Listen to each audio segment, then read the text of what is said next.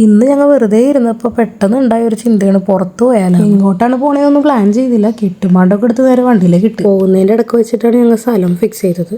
അങ്ങനെ ഇലവീഴ പൂഞ്ചിറ പോവാന്ന് വിചാരിച്ചു. അപ്പോൾ ഇത്തവണ ഞങ്ങൾ കാറിലാണ് സ്റ്റേ നിൽക്കുന്നത്. അങ്ങനെ കിടക്കാനുള്ള സംവിധാനമൊക്കെ ചെയ്തപ്പോൾ അവള് ഫുൾ ആക്റ്റീവ്. അങ്ങനെ ഞങ്ങളുടെ ഉറക്കമെല്ലാം കഴിഞ്ഞ് ഞങ്ങൾ ഒരു പിറ്റേ ദിവസം 6 മണിയായപ്പോൾ നേരെ ഇലവീഴയിലോട്ട് വിട്ട്. അവിടെ നിന്ന് ഞങ്ങൾ ഒരു 7 കിലോമീറ്റർ പിന്നിലാണ് ഞങ്ങൾ കാറിൽ സ്റ്റേ ചെയ്യുന്നത്. പോണ വഴിയൊക്കെ ഫുള്ള് കൂടെയായിരുന്നു. അടിപൊളിയായിരുന്നു കാണാനായിട്ട്. കുഞ്ഞിക്കിളിക്ക് എപ്പോഴും നേരെ പെടുത്തല്ല, അവള് ഫുൾ ഉറക്കമായിരുന്നു. അവളെ എണീപ്പിച്ച് അവൾക്ക് പാലും കൊടുത്ത് ഞങ്ങൾ നേരെ മേലേക്ക് വിട്ട്. അവിടെ അടുത്തൊരു ചായക്കട ഉണ്ട്. അവിടെ നിന്ന് 2 ചായയും ഒരു ഡബിൾ ഓംലേറ്റും കഴിച്ചു. ഞങ്ങൾ മുമ്പ് ഇലവീഴ വന്നപ്പോൾ ഇവിടെ നിന്ന് തന്നെയാണ് ചായയും ഭക്ഷണമൊക്കെ കഴിച്ചിരുന്നത്.